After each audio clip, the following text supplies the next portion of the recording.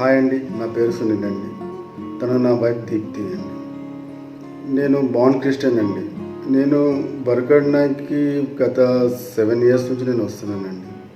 నేను నేర్చుకున్న విధానం, శ్రీనివాస్ అన్న దీప సిస్టర్ నాకు నేర్పించిన విధానం ఏంటంటే, నువ్వు ఎలా ఉండాలి, ఎలా ఎదుటి వాళ్ళతో మాట్లాడాలి, ఎలా నీ ప్రవర్తన ఉండాలి, నీ చుట్టుపక్కలతో నువ్వు ఎలా బిహేవ్గా ఉండాలని చెప్పి నేర్పించేవాడు అండి నాకు.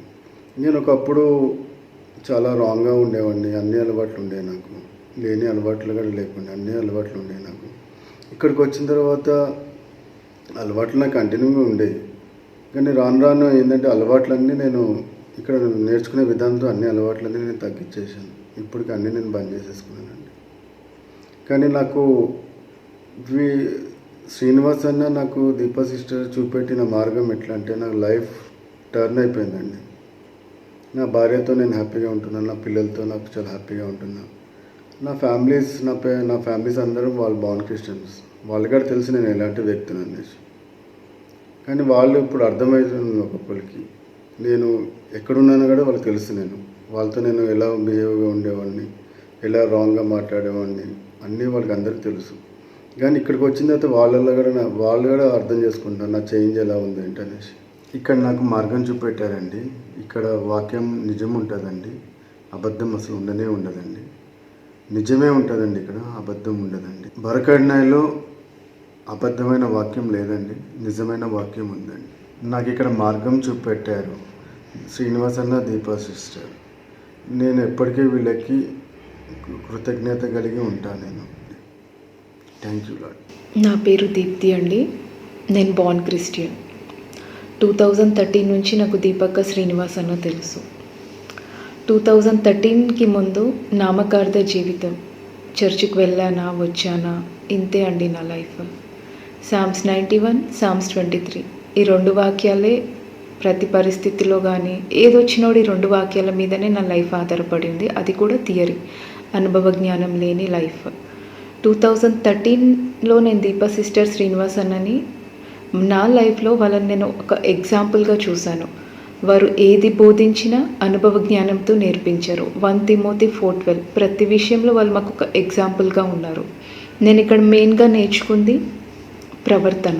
హగ్గై 1:5లో ఉంటుంది, నీ ప్రవర్తనను గురించి ఆలోచించుకున్నావా, కన్సిడర్ యువర్ వేస్.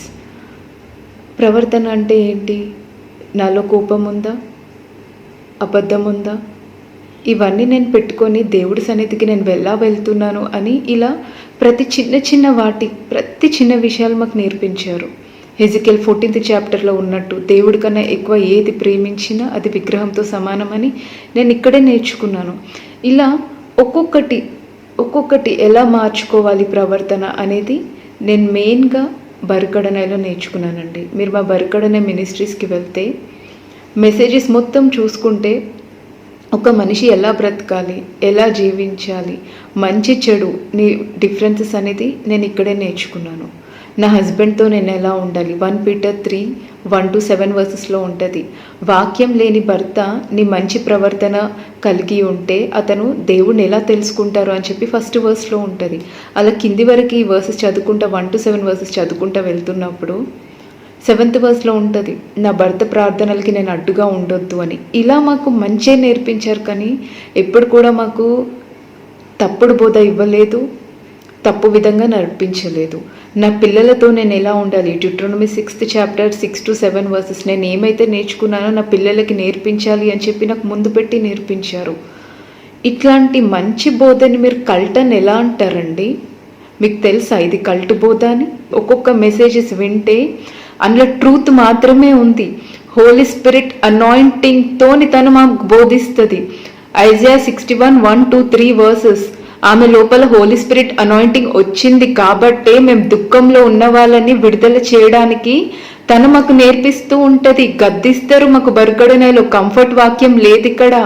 ఒక మనిషి తప్పు చేస్తే ఇంట్లో పేరెంట్స్ పిల్లల్ని ఏ విధంగా అయితే గద్దిస్తారో మమ్మల్ని అట్లా గద్దించి బోధిస్తుంది. ఆ గద్దించడం కూడా మీకు వాక్యం చూపిస్తాను. యాక్ట్స్ 5th chapter పేతురు ఏ విధంగా అనన్య సిపోరానైతే గద్దిస్తారో వాళ్ళు కొంచెం దాచుకొని ప్రవక్త ముందు వచ్చి మాట్లాడతారు. అది ప్రవక్తకి ఎలా తెలుసండి? చూసారా, హోలీ స్పిరిట్ అనాయింటింగ్ ఉంది కాబట్టి ప్రవక్త అది చెప్పగలిగారు. ఈ రోజు మాకు కూడా అలాగే ప్రవక్త, మా మధ్యలో ఉన్న ప్రవక్త మాకు గద్దించి బోధిస్తున్నారు. నేను ఒక తప్పు చేస్తే నువ్వు ఎందుకు ఇలా చేసావని వాక్యం ద్వారా గద్దిస్తారు. అలాంటి బోధని మీరు కల్టని ఎలా అంటారండి? నిజమేంటో మీరు తెలుసుకోరా? మేము ఇక్కడ క్లియర్గా చెప్తాను. మా బరుకడనోయ్ లాంగ్వేజ్ 1 Corinthians 2nd chapter. ఆత్మ సంబంధమైన వాళ్ళు ఆత్మ విషయాలను మాత్రమే గ్రహిస్తారు.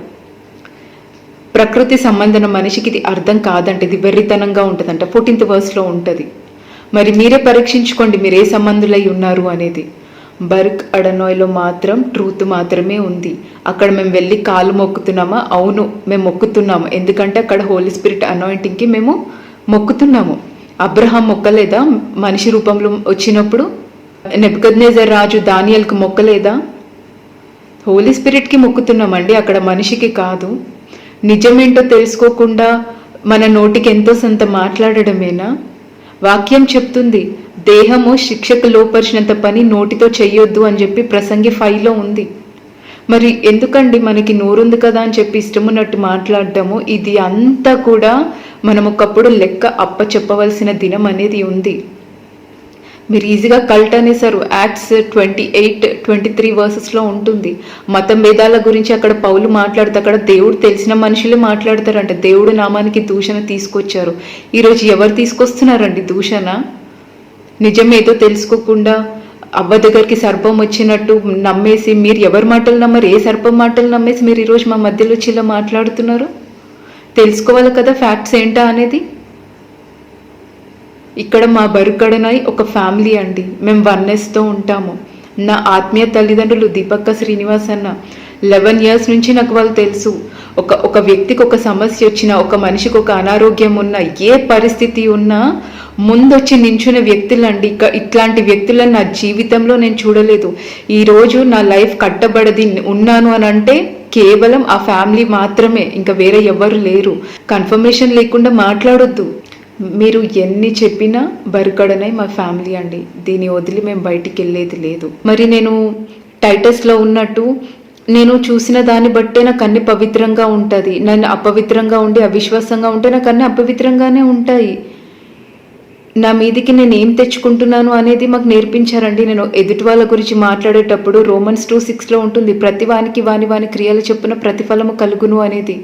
ఇలా మాకు నేర్పించారండి. ఒక పరిస్థితి వచ్చినప్పుడు నేను ఏ విధంగా పరీక్షించుకోవాలి, నేను ఒకవేళ దేవుని మంచి మార్గంలో నడిపించుచుండగా నాకు నేను ఈ సమస్య తెచ్చుకున్నాను అనేది జెర్మయా 2:17 ద్వారా మాకు నేర్పించారు.